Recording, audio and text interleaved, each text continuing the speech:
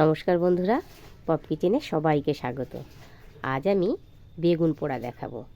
আজকে ঠান্ডাটাও পড়েছে জাঁকিয়ে, তার মধ্যে যদি বেগুন পোড়া দিয়ে রুটি হয় একেবারে অসাধারণ খাবার হবে। সেই জন্য নিয়ে নিয়েছি বেগুনটাকে আজ পোড়াবো। আর বেগুনের মধ্যে দেখুন আমি এই যে কাট করে করে নিয়েছি সাইডগুলো, আর বেগুন ভালো মতন ধুয়েও নিয়েছি। আর এই দিকে আমি নিয়ে নিয়েছি রসুন, এই দেখুন রসুনের খোসা ছাড়িয়ে নিয়েছি। আর এই যে কাঁচা লঙ্কারও আমি বোটা ছাড়িয়ে নিয়েছি। এইগুলোকে আমি এই বেগুনের যে কাটিং আছে তার ভেতরে ঢুকিয়ে দেব। এগুলো ঢুকিয়ে দেওয়ার পরে তেলটা লাগাবো। তা নাহলে এইগুলো যদি আমি ঢোকানোর চেষ্টা করি তেল লাগিয়ে, তাহলে কি করে স্লিপ করে। আগে আমি এগুলোকে বেগুনের ভেতরে চেপে চেপে ঢুকিয়ে দিচ্ছি, তারপরে আমি বেগুনের গায়ে সুন্দর করে সর্ষের তেল লাগিয়ে আমি লঙ্কাও ঢুকিয়ে দেবো এক একটা করে। এই যে বন্ধুরা, আমি লঙ্কা আর রসুনগুলো ভালো করে এর ভেতরে চেপে চেপে ঢুকিয়ে দিয়েছি। এইবার আমি সর্ষের তেলটা এর গায়ে সুন্দর করে লাগিয়ে দিচ্ছি। সর্ষের তেলটা লাগিয়ে দিলে কি হয়, খোসাটা খুব সুন্দর ছাড়ে।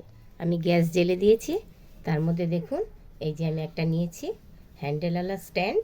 এই স্ট্যান্ডটাকে বসিয়ে দিলাম, একদম সুন্দর করে স্ট্যান্ডটা বসে গেছে। এবার ফ্লেমটাকে আমি একটু কমিয়ে দিলাম। এইবার আমি এতে বেগুনটাকে বসিয়ে দিলাম। ফ্লেমটা মিডিয়াম টু লোতেই দিলাম, হাই ফ্লেমে দেবো না, তাহলে গাগুলো পুড়ে যাবে, অথচ বেগুনের ভেতর সেদ্ধ হবে না। এইভাবে আমি আস্তে আস্তে ঘুরিয়ে ঘুরিয়ে চারদিকটা পুড়িয়ে নেব। এবার একটু উল্টিয়ে দিচ্ছি। এই দেখুন গাগুলো কি সুন্দর পোড়া পোড়া হয়ে গেছে। আর একবার একটু ঘুরিয়ে লাগিয়ে দিই। এই চারদিকটা একদম সুন্দর পোড়া হয়ে গেছে। এবার নামিয়ে নেব। বেগুনটা পোড়ানো হয়ে গেছে। এবার আমি এর খোসাগুলো ছাড়িয়ে ফেলি গায়ের থেকে। বেগুনটা ছাড়ানো হয়ে গেছে। এবার এটা আমি একটু ভালো করে দেখব খুলে যে ভিতরে কোনো পোকা আছে কিনা।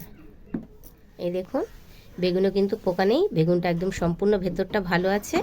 আর এই যে আমি লঙ্কা আর রসুনটাকে ভালো করে থেতো করে নিয়েছি। এবার আমি কড়াইয়ে ফেলে একটু এটাকে নাড়িয়ে নিই। কড়াই চাপিয়ে দিয়েছি, কড়াই দিয়ে দিয়েছি সর্ষের তেল। তেল হয়ে গেছে গরম। এবার আমি এর মধ্যে দিয়ে দেব পেঁয়াজ আগে থেকে কুচিয়ে রেখেছি সেটা।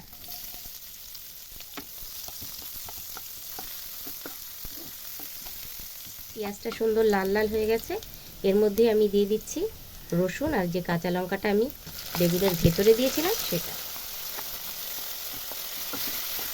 এবার আমি এতে দিয়ে দিচ্ছি সামান্য হলুদ, পরিমাণ মতন লবণ।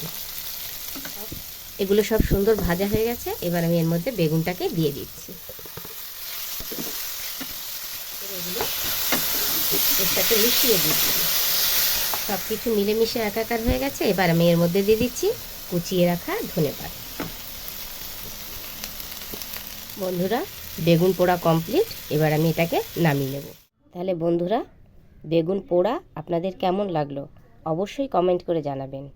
আর ভালো লাগলে লাইক করবেন, শেয়ার করবেন আর সাবস্ক্রাইব করতে ভুলবেন না। তাহলে আজকের মতন এই পর্যন্ত, টাটা।